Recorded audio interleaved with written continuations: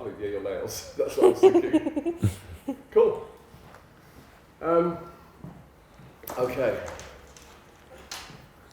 So, aside from what we're doing, like, what is it? 10 years on. 10 years on, you're at the National Theatre. Yeah. But not only the National Theatre, you're playing Othello. Yeah. Yeah. I mean, 10 years on. Is it more than 10 years? It probably is. Well, we started way before the release.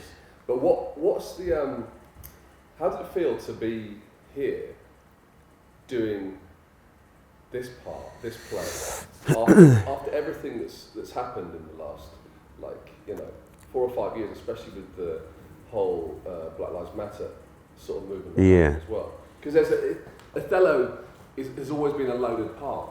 Is it even more loaded to play now? I think so, yeah. I mean, the thing about Shakespeare is any play speaks to any time, because he's looking at universal stuff, isn't he? So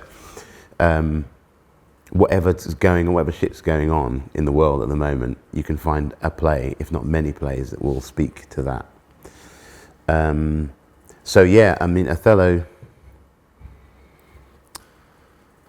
if you're looking at the life of a man who is in a white world, and that world is largely conspiring to kind of bring him down, that definitely will resonate with what most people are feeling about the world today. Definitely me, anyway.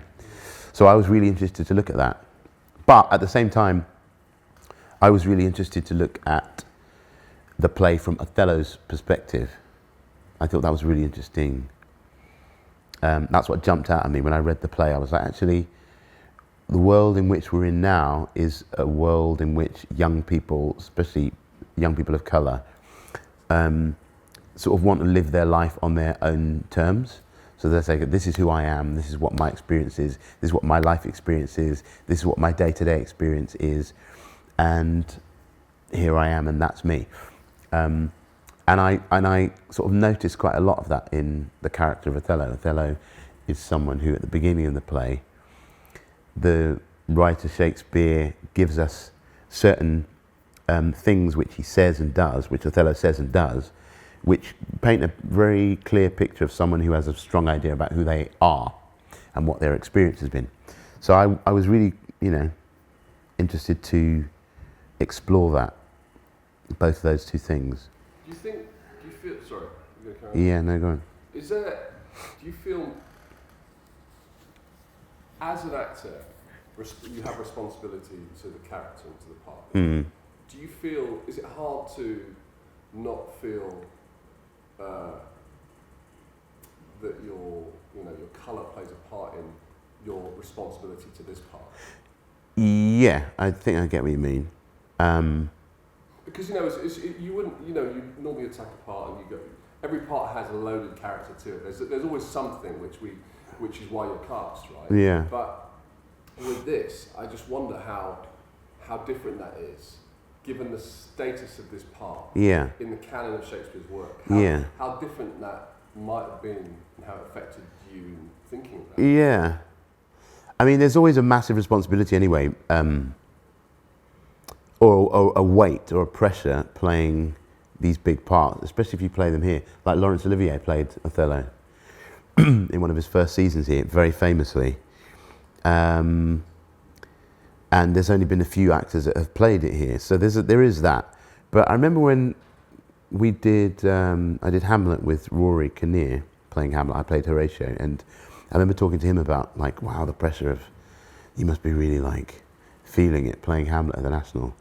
And he said, well, not really, because other people have played it, and other people will play it, and this is just my particular take on it and my go at it, and that's it. And I found that really useful, because I was like, oh yeah, great. It rids you of all of that kind of weight of, you are now going to be doing this. And at the same time, it's similar to when we did, having done Hamilton, say, there was a similar kind of pressure with that, because it was a huge show and people knew about it all around the world, and people had had their tickets for years, and people had been listening to the cast recording for years, and like it was very, everyone loved it and had very strong ideas about what it was. And we were in rehearsals having to play those parts. And as soon as we got into rehearsals, it was like, I can't really even I didn't have time to think about the pressure that came along with it, because you were just trying to work out what the songs were, what the notes were, what you're supposed to be standing, what the choreography was. So there wasn't really any time to think about all of that or take any of that on. And it's kind of similar with this. If you're serious about trying to play the part and trying to do the story justice, you've got so much to focus on that you can't really think about, well, where do I fit in the... At the same time, I always want to make work where my community is going to be proud of it. I want to make work that black people can come to see and be proud of and be comfortable watching, and not necessarily comfortable in terms of the subject matter, but in terms of the intention of the work. So that's really important to me, no matter what I'm doing. I think with this particular play, it has been often, in this play, in this production, we have a black director, Clint Dyer, and there aren't too many. He's certainly the first black director here to direct Othello, and there haven't been too many directors of colour in the big stages in the country that have done it and have been given that opportunity to be able to present this play. So, that in and of itself comes along with a little bit of, not pressure, but expectation about, okay, well, what you're going to do with this particular production. So I think along with him directing the play, for me is the idea of white people have had this play for quite a long time, for 400 years, in the way that it's been directed and presented and acted and written about and studied. So for me, it was really interesting to go, well, let me look from Othello's perspective and see what he's bringing into Venice, what he's bringing into this world, why they need him, the Duke and the senators. Why does Venice need Othello to go to Cyprus and fight this war and win this war for them? That's interesting, because that's like, all war is tactical, right? Yeah. All battles are tactical. Yeah. Envoys are tactical. So everyone is, even right now when people have moved around the world to different places or they're posted somewhere, there's a reason those people are chosen. It's not just like getting rid of someone, or it's not just choosing your best soldier. Exactly. Like, what's their personality like? How's that going to work with trying to speak to Zelensky? How's that going to work with trying to speak to Merkel when she's Exactly. And that was one of the things I studied. Lots of like the great war generals, the great war figures like Napoleon. I read lots of stuff on Napoleon and Alexander the Great and Hadrian and all those guys, and all tacticians. Like Napoleon's an amazing tactician. And what I loved about reading about Napoleon was that he really listened to his instinct and his sense, so his sixth sense. So he would have lots of battles where they would go, he would go, I think we're going to do this, and everyone would be like, well, why? And he's kind of second guessing what the enemy's going to do, and they always paid off. He was always taking these big risks, not the obvious thing to do. And that sense of being a tactician, being someone who really can second guess what the enemy's going to do, and also the thing in Othello, which struck me and I'd never really got before, I think a lot of the war stuff is kind of got rid of in these Shakespeare plays. When they want to cut stuff down, you often get rid of the context, which is like the war stuff, like in Hamlet, get rid of the war stuff, the battles. But actually it's really important. You don't see any battles in Othello, but it's really, really important, because what struck me immediately is that in warfare, if you want to, defending something is very different to going and taking something. So you've got the island of Cyprus, and it's not like they're going to go and invade and take Cyprus. They want to defend it. The Venetians have Cyprus, and they think that the Turks are going to go and take it. So immediately I'm like, okay, well, Shakespeare's looking at something whereby even in the geopolitical landscape that he's talking about one person, which is Venice, and another person, which is the Turks, fighting over this thing, which is the island, which is what the men in the play are doing. Yeah. Othello is made to think that Desdemona, his wife, is going to be taken by Michael Cassio. And in the same way, you've got the Venetians. They start with this big scene where they go, the Venetians are going, I think the Turks are going to go and take. And then someone comes in and he says, we've had news that there's 100 ships sailing for Cyprus. And then someone else comes in and says, no, I have news there's 150. And someone else comes and says, I have it's 200. And then they're going, we think they're after Cyprus, And then someone comes in and says, no, they're going in another direction. Don't worry about it, they're going in another direction. And says, no, I think they're after Cyprus. And someone comes in and says, they were going in that direction to pick up more troops so they can go back and get.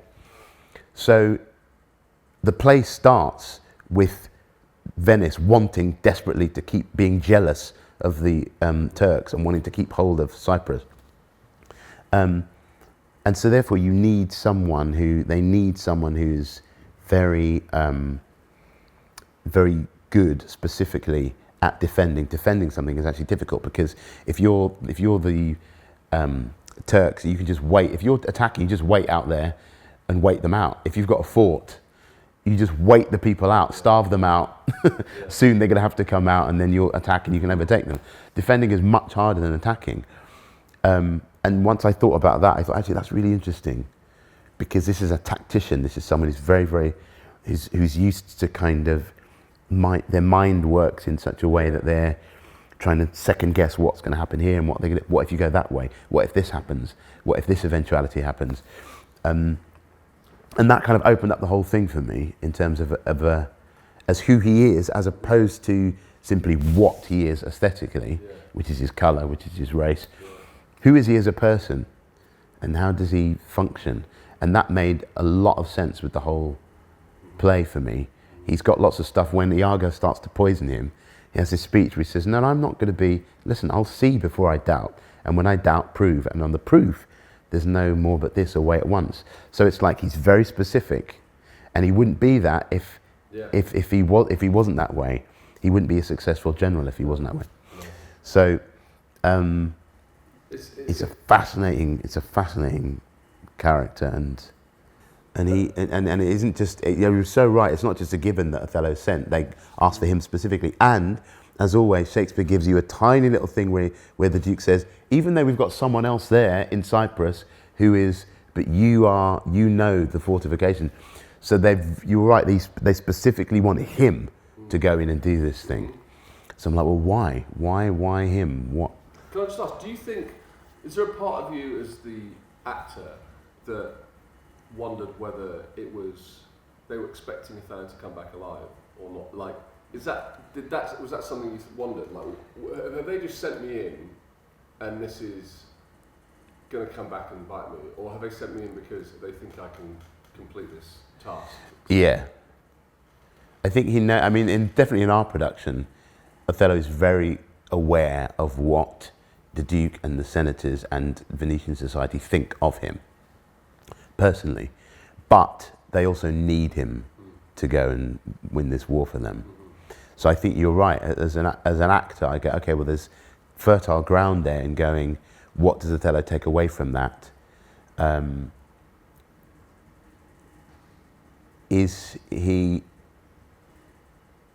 think he's been through enough in his life to know that you don't trust anyone. Yeah. And anyone could stab you in the back at any given moment, because it's business. So I think he's always carrying that with him. But again, I think Shakespeare is very clear that Othello is wanting to get out anyway. He's wanting to go. He's wanting a new life, and he's wanting a new way of living and a new way of being with his wife, which is very specific about that union and why he chooses her. and what that union is going to be, I think he's got a very clear idea about something which is beyond Venice and beyond this world. So I think he's also going, this isn't only in my opinion, that he's, and they're just married, Othello and Desdemona are just married tonight when the play starts. They are married that moment, and I think they're planning to go. So I don't necessarily think he's intending to come back.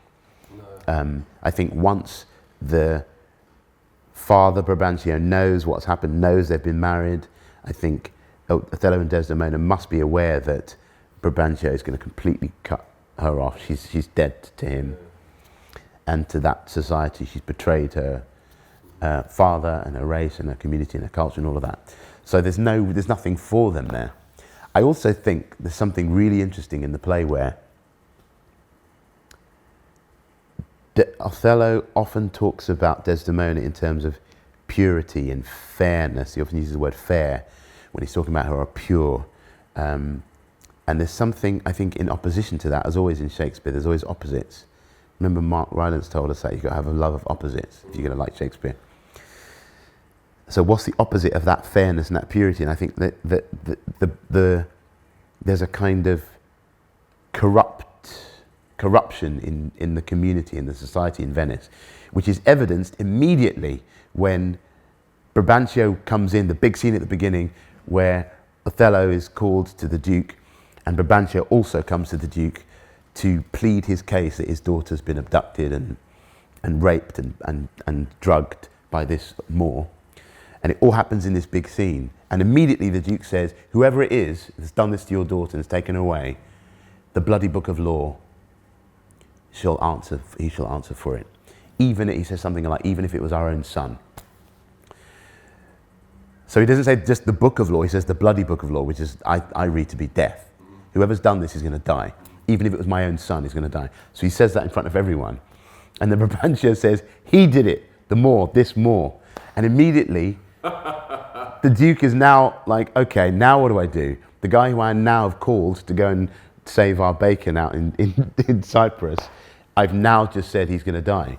And immediately, the Duke then says, okay, well, and the line is something like, to vouch for this is no proof without more certain and overt test. In other words, like, let's have an inquiry. Yeah. It's basically Gene Wilder going, wait a minute, just wait. Or it's one of those two, literally just going, hang on a second, yeah. Let's just have a moment. Let's backtrack. We need... Is he that bad? Yeah, exactly. Probably. So to me that's really interesting because right at the beginning it shows that this society is malleable and corruptible. It depends on what you need ultimately as your objective. They need him to go to Cyprus and to keep Cyprus. So we're prepared to forget all of that. And it happens throughout the play. Often every single main character has a situation where they say, if this doesn't happen, take my life. You know, Iago says to Michael Cassio, go and talk to Desdemona and she'll talk to Othello and she'll make it right again. And if not, then... And that happens all the way through the play. And each person reneges on what they've promised, except Othello. Othello is the only one when the troops are fighting and he comes in and Cassio's fighting, Montano, they're all fighting. And Othello says, whoever started this, though he be twinned with me both at birth, shall lose me, even as my own brother is done. And when he finds out that it is essentially his brother, not blood brother, but they are very close, Cassio, he says, never more be officer of mine. He's the only one who goes through with what he's promised. And I think that is my understanding of the word pure and fair in it, is that you commit to something, you feel something and you commit to it. And within the whole play, Venice, which I think I get also from having done The Merchant of Venice, because it's a mercantile place. It's a place where in the Mediterranean where people come and do deals from the East, from the Middle East, from the Far East, from all over Europe, from Northern Europe. Everyone comes in, from Northern Africa and the Maghreb, everyone comes into Venice and kind of does deals. and they say, okay, well, I don't like you, Shylock, as a Jew, but I'm prepared to do business with you. So I think that's the world. It's almost like Vegas. Well, nothing's changed. Nothing's changed. I don't like you, I don't agree with you, but I'll do business with you. Yeah. And I think that's the world that Othello and Desdemona are in. And it's a very kind of toxic, corrupted world, spiritually, I think. And I think for Othello, it's important to go, this is who I am, this is what I feel, this is what I believe, this is my promise, this is my word. The word he uses all the time is honour. The very last thing he says, I did naught in hate, all in honour. The idea, I've said I'm going to do this and I'm going to do it. I said I'm going to commit to this, I'm going to commit to it. And I think Desdemona is very similar to that, which is what he sees in her. I think it's very useful, very important to him. It's not just that she's beautiful, fair, it's that she's Brabantio, the father, comes along and says at the beginning that she's refused the wealthy curled darlings of their state. So she's had lots of suitors, lots of very eligible people from Venetian society, Italian society that want to come. And she says, no, I don't want that. I don't want that. She's very clear about what she is and what she feels. And Othello talks about her mind. So I think about that when I think about like purity. So I think it's very important that union is, from what the text says anyway, everything comes back to what the text says, and all this is from what the text says, that they are then going on to do something, the two of them, Othello and Desdemona, are going to start some new life, which is much, much more, and they can't do that here in Venice because it's too corrupted, it's too toxic. So I think Othello, thinking about whether he's going to come back, I think he's done with that world and that life, and I think he's starting a new chapter with this amazing partner.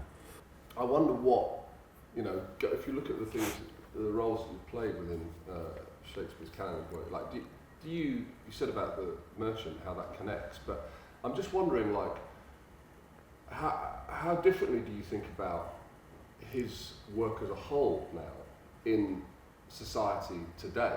Like, it's a bigger question than one play. Like, does it still resonate? Do you think the stuff that isn't really accessible and shouldn't be, or doesn't really have a voice, or do you think there is a space for all of it in the work that we do? Yeah, I think there's definitely even more importance in looking at Shakespeare and exploring Shakespeare's stories, because he's so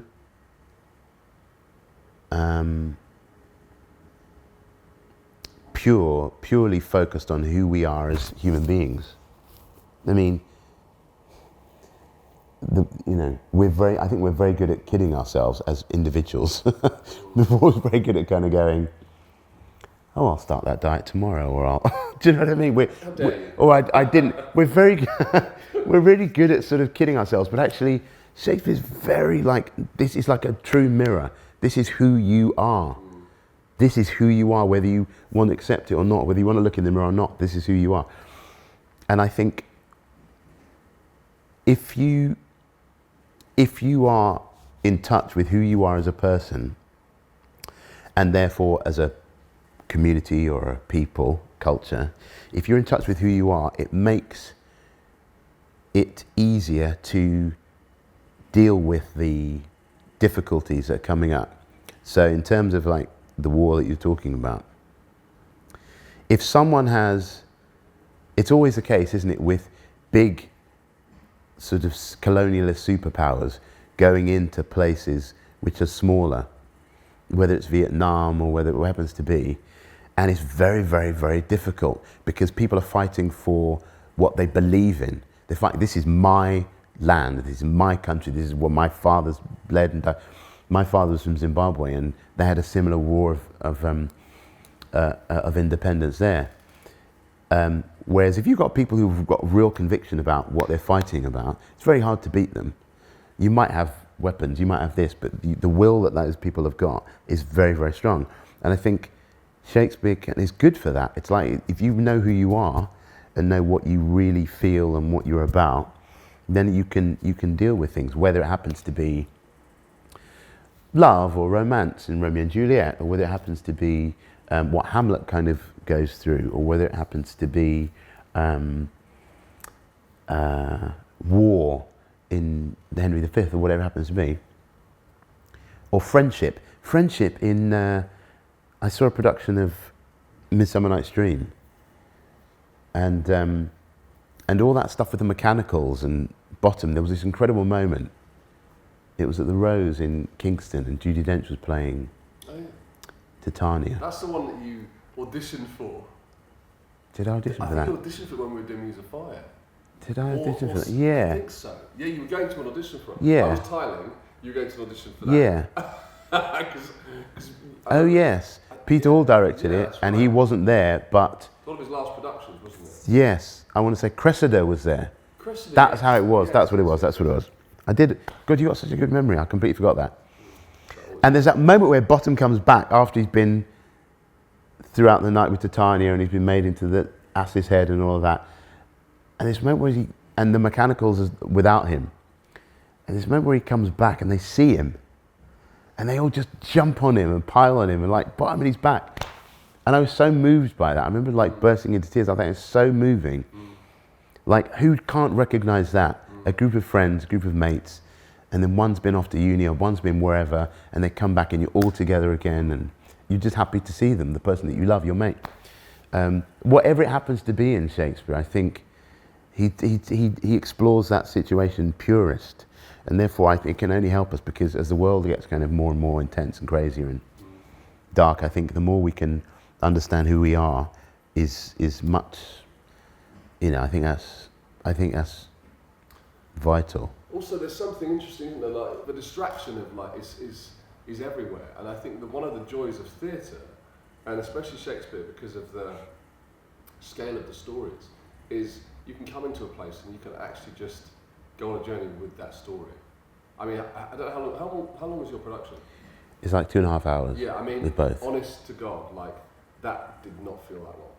People have said that, yeah. It felt like, in a way, I know we had an interval, but it felt like an hour and 40 straight through in my head.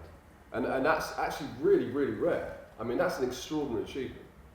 And I don't know why it was so successful in that way, because I can't really think back on it, but I just know that I was either leaning forward, listening in, or I was like, thinking of it. Or there were so many opportunities where questions or moments were poised for us as an audience. You know, I'd miss things because I'd be thinking, what was that? That's interesting. You know. Yeah. And not because I'm an actor or because of anything else, more because it's just I was stimulated to think of a question or think of what I would do about that from how it was performed. Which is kudos to you guys and to Clint. Well, I think we don't need to be distracted. No. We don't. Actually, as human beings, I don't think we need to. No, it's the worst thing for us. Doesn't serve us in any real useful way. Because, like you, the same. When you look on the tube or whatever, and someone might be on their computer, and whilst listening to music, whilst checking the phone, whilst looking around, there's a million things. We don't need to do any of that. No. So I think it's useful to have 2 hours where you don't have that. It's the longest period in my day where I don't look at my phone. Yeah, right. And I think for 900 people it's the same. Yeah.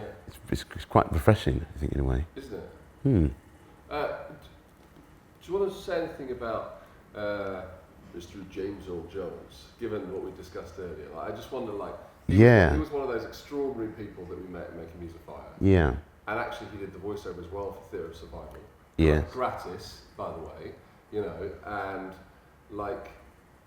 and he did the voiceover for Muse of Fire. He gave us that little Muse of Fire. Yeah, right. Yeah. So,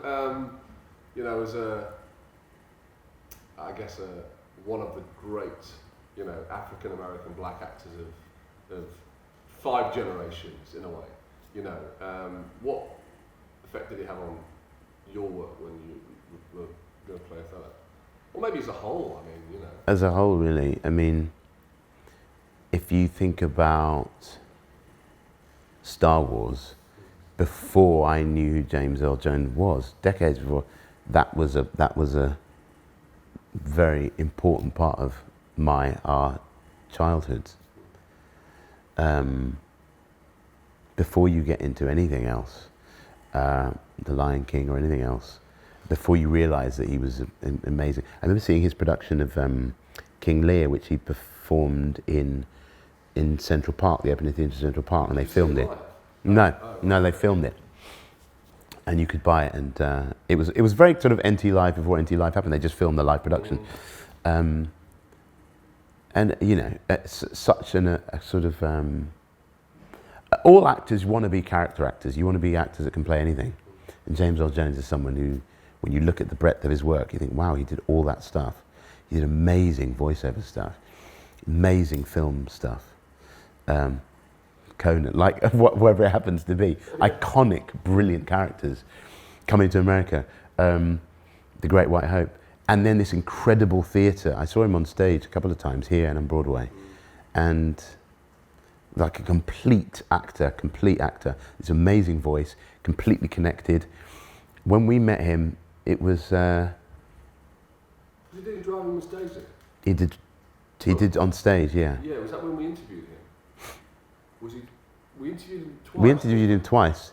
Yeah, and Driving Miss Daisy, and then maybe there was another one. He did Cat on a Hot Tin Roof. Right. The first one was Cat on a Hot Tin Roof, yeah. And then it was Driving Miss Daisy. Yes. With Vanessa Redgrave? Yes, that's right. I'd forgotten that we'd gone back again. Yeah. But how brilliant he was with us young actors at the time,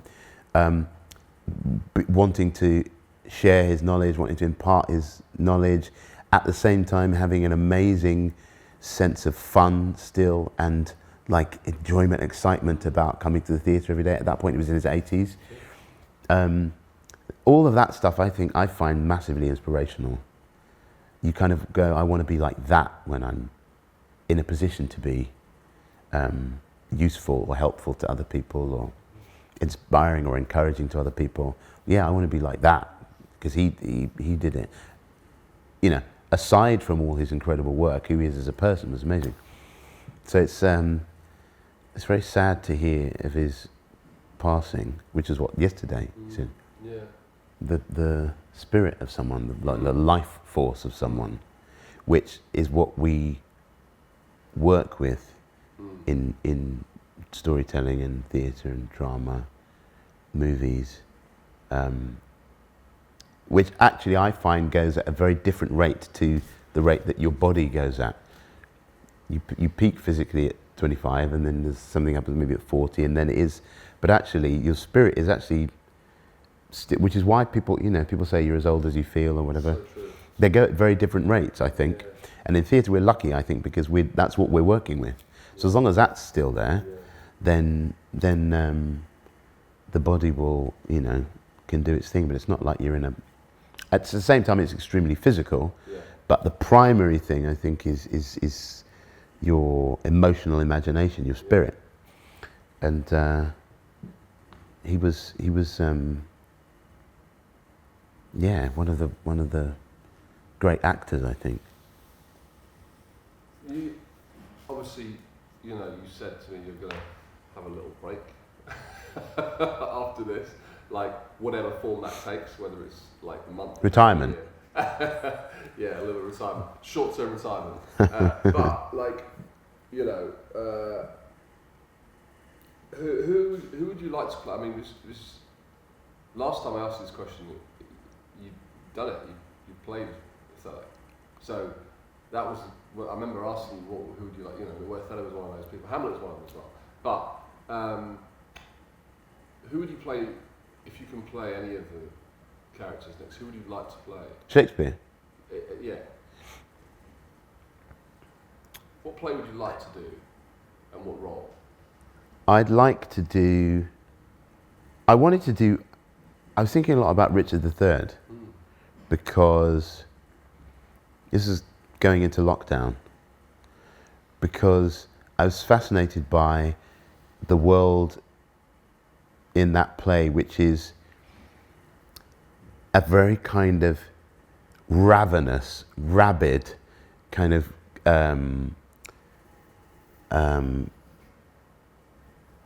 cannibalistic world in which all of these people who are the powerful people in the country are all gunning for each other.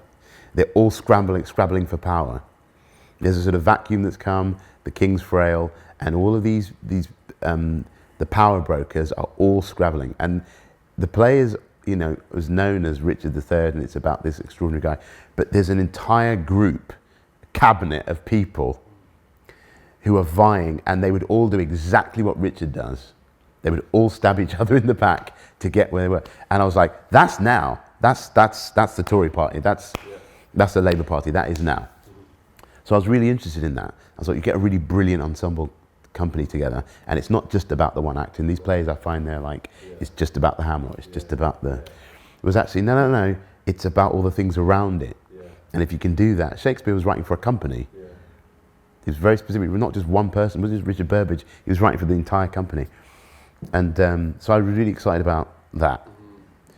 So now I don't know whether, I hadn't thought about it for a while, but I don't know whether that would still be, I think it changes. Like now I'm doing Othello, so I'm really interested in what's in this play, what I'm finding out in this play. Hamlet I'd like to do, and then talking about Hamlet, and that may or may not happen. But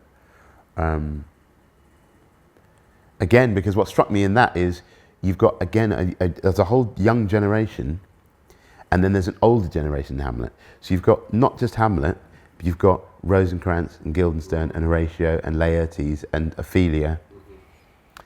And the four main people in that young generation have all had their fathers murdered. So the previous generation has been kind of messed up.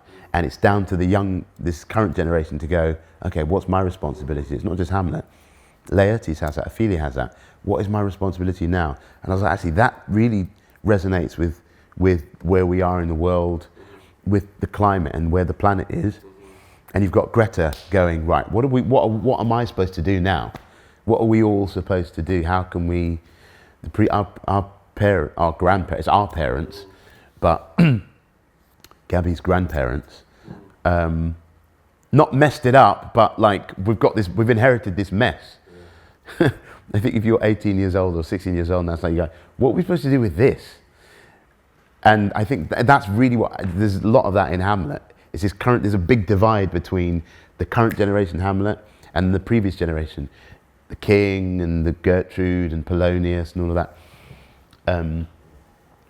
So I was like, oh yeah, I'm really interested in that at the moment.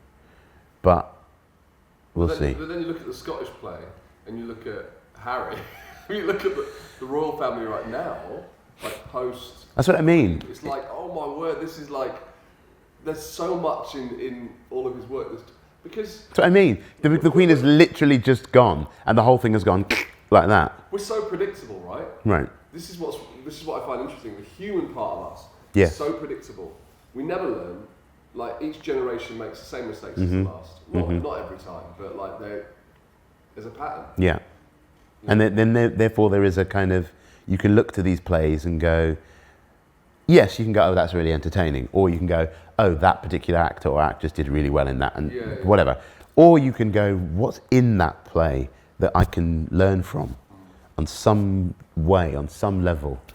And even if it's just that one young person who comes to see Othello and on their own, and then goes home on their own and just thinks about it and might not necessarily be evidenced what they're going to take from that, they are taking something from it. Yeah. I think that's really important. And that's why it's so important to listen. We can't be passive if we go to the theatre. But there's always something in Shakespeare that encourages that. Like in this play, it's Iago talking directly to the audience. Yeah.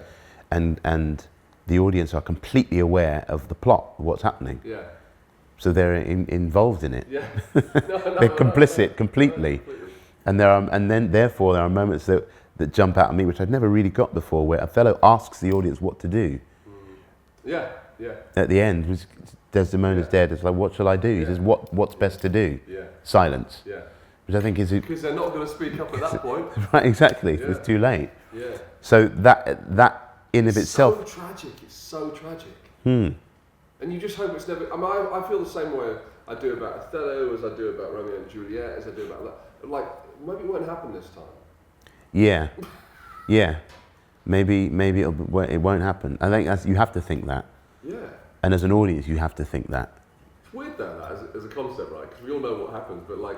Well, there was a moment the other day where, and this happens in the first half, we've just got to Cyprus, and Othello gives the soldiers the evening off, enjoy yourselves, and they all start in this massive brawl. And Othello comes in and breaks up the brawl and says, who started it?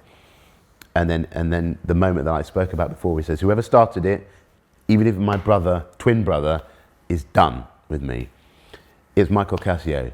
So he says, okay. And in our production, he takes the lieutenant's badge. Michael Cassio is the serving lieutenant at that point. He takes the badge off lieutenant and says, never more be officer of mine. And at that moment, Othello has been asking and asking and asking, what happened? Who started this? He goes to Michael Cassio. Michael Cassio says, I can't speak. Goes to Montano. He says, I can't speak. Goes to Iago. Says, Iago, who started this? And Iago has this speech about, what can I say? I don't want to get Michael Cassio in trouble. And at that point, there was this gasp no, it wasn't at that point, it was just after. And I said, okay, okay, Iago, I know that you're trying to make this lighter than it was. And I know that it was Cassio. So Cassio, never more be officer of mine. At that point, when I took the thing off, there was this like gasp from the audience because someone clearly didn't know what the story was and what was going to happen. At that point, there's a little titters because people know that Iago is working up to do something he's plotting against. Whereas actually at that point, it was brilliant because it was like, oh no, the tragedy of like, and I thought it's always useful to think about that. We study these plays a lot and everything, but actually you've got to play as if you don't know it at all. It's the first production and that the audience don't know it. You have to assume the audience don't know what's going to happen. Yeah. And actually, when I saw it, who played Iago's wife? Tanya. When he grabbed her when I was watching Your Night, there was a crescendo moment of like, no, like boo. It was like a really sort of wait, and I was like, oh, this is great. This is that because this is totally interactive. Yeah, that's how much everyone was connected to the story. You know. And if you're ahead of it, I always think like the first thing I thought was like, if we as the storytellers are ahead of the audience, especially in Othello, it's brilliant. It's like a thriller. It's such an amazing, because it's so plot. There's no subplot in Othello. It's just the one plot that's happening, the one storyline that's happening. And it's very smart, and it's all centers around this handkerchief. So if Emilia doesn't pick up the handkerchief, something happens. If Desdemona doesn't drop it in the first place, if Emilia doesn't find it, if Emilia doesn't give it to Iago, but she does, if Iago doesn't then plant it with Michael Cassio. So it's a real thriller. And if you're snappy enough in the production and on it enough, front-footed enough, it's really exciting. Yeah. There's not many plays of his like that. Yeah. Regardless of the subject matter, the structure of the thing is really exciting. It's like, no, what are you doing? No, no, it's too late. Tragedy. But if you're behind it, it's a long evening. Yeah. It's a long evening. And also, people look stupid. The characters look foolish because you think, oh, you can sort of see it coming. Yeah, whereas actually, when you're ahead of it, it's like, wow. And maybe that is absolutely the reason why it rattles past, because you are really in that position with it actually for an audience. We don't get a chance to think. Mm. We're seeing. Yeah. Like as quickly as we're thinking is happening. Like. So what I want to do next is something funny. If I do another play, I want to do something funny. Is what I want to do next. Yeah, I get that. I'd like to do something completely different from what I've just done. Yeah. And Othello is not the funniest. No, it's funny how journey. You get caught up in stuff which is not funny. I mean, like, all the stuff I've been filming is not funny. It's really sad or tragic or kind of gnarly. Yeah. Yeah, like in my head, I just want to do things that are funny. Yeah. But I'm always doing, like, everything I ever play is someone who's either a bad guy or everything I ever shoot is about bad people, or I die in everything I ever do. Like, I've never done anything that's actually funny. Well, we did last film we did together. You came and just trashed my apartment and beat me up and like. Yeah. Like, so it's all literally, it's, yeah. I get why you'd want to do something funny. But like, I just did the play before Othello was Blues for an That was Alabama Sky, wonderful. and that was great. Like, just, I mean, funny in terms of the energy of, Yeah. it's quite a strong, uplifting energy to be in that kind of space, especially in the world that we're in now. It's And, funny, you know. it was funny actually seeing that. I was like, it was joyful for me because, and for Joe, because Joe saw it, I think, with me. Yeah.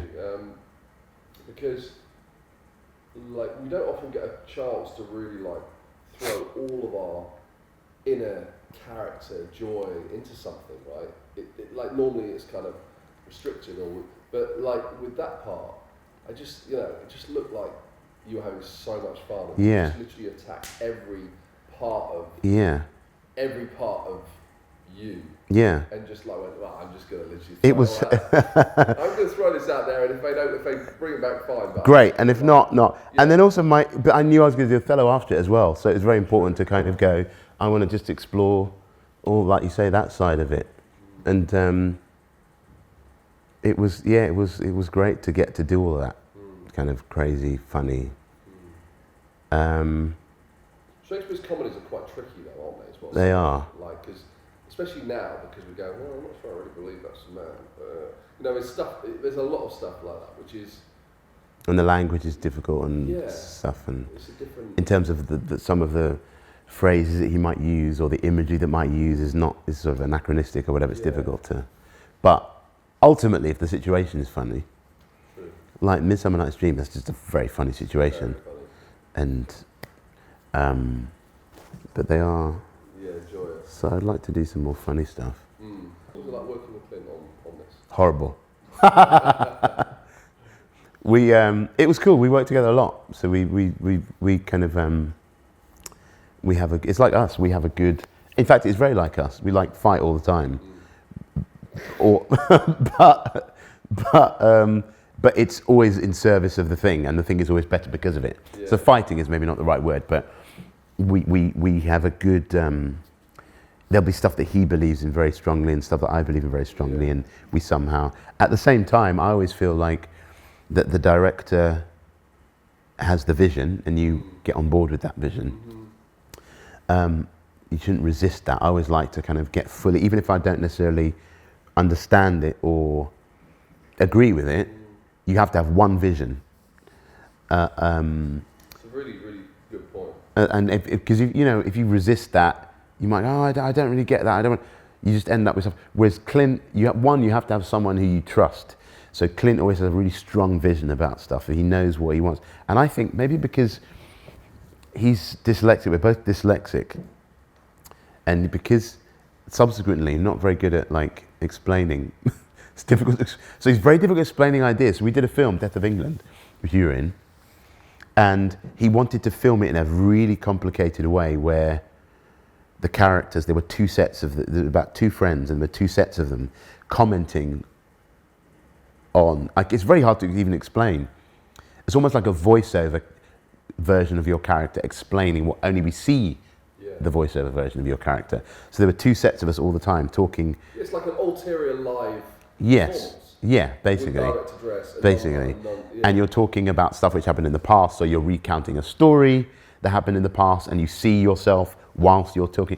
It's a very kind of complex way of telling this story, which lots of the crew every day, when it'd be sort of setting up what the shot was going to be, would be like, okay, so hang on a minute, so wait. So Giles is going to be looking at himself, talking to himself, recounting a story about both characters, but he's going to be speaking both characters, and the other actor is going to be miming whilst he's very complicated. But I was like, Clint, he's got this in his head. He knows exactly what this is going to look like and sound like. Get on board with that, trust it, and do it. So we have a very strong relationship like that. So in something like this, it was that was very much the case. At the same time, as we started saying, I'm looking at the play going, well, I've got very strong ideas about what this journey is and what this character's story is and where he's come from. And so you have to kind of marry those two things. But ultimately, I think the director is the director. So you have to Because there's a million ways of doing Shakespeare. You could do it any different way. They're all valid, they're all right, they're all wrong, they're all, you know, the play will survive. It survived 400 years. So this is what this production is going to be, and, you know, commit to that. Yeah. So we, also Clint's an actor, so he gets it. He gets the difficulties of being an actor. He's really, I mean, the stuff that we've done together before has tended to be quite small unit stuff. So Death of England was a one-man play, and then Death of England, the movie, was just two of us acting in it. This is like a big company. So he's great, he's brilliant in that situation because he gets good people together. Like you mentioned before, like it depends who the people are and who the energy is that you get in that room. Yeah. He gets brilliant people together, so it's fun.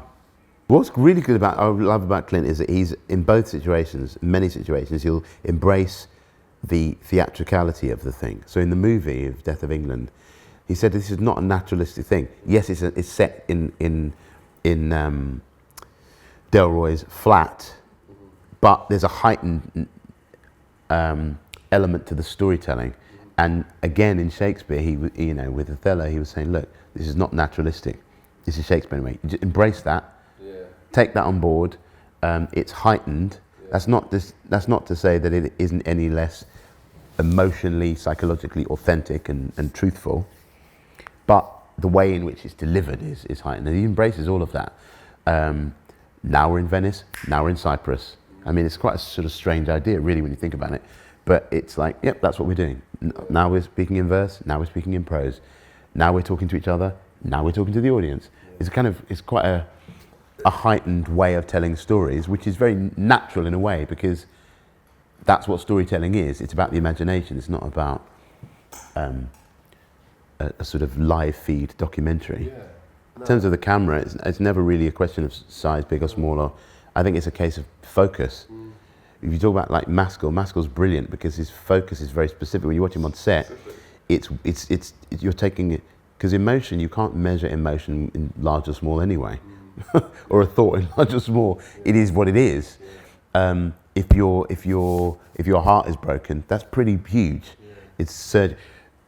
Whereas the focus of where you're putting that and how you're telling that particular story, I think, is really important, rather than the scale or the size of it. And it's the same on stage. Clint is brilliant at going, this is where we're looking now. This is where we're looking now. This is what I want you to focus on now as an audience. And he uses lights and sound with a lot of that. And that's why you have to get on board with it, because if you're pulling in this direction, it's messy. Yeah. And I'd much rather see one idea and one vision than lots of particularly good ones, valid ones, that are messy. Yeah. So no matter whether you're doing a movie or whether you're doing something on stage, it's the same principle. It's the focus of where it is rather than the scale of where it is. Right. All right. That's enough. I think we've said enough now. Stop. Going.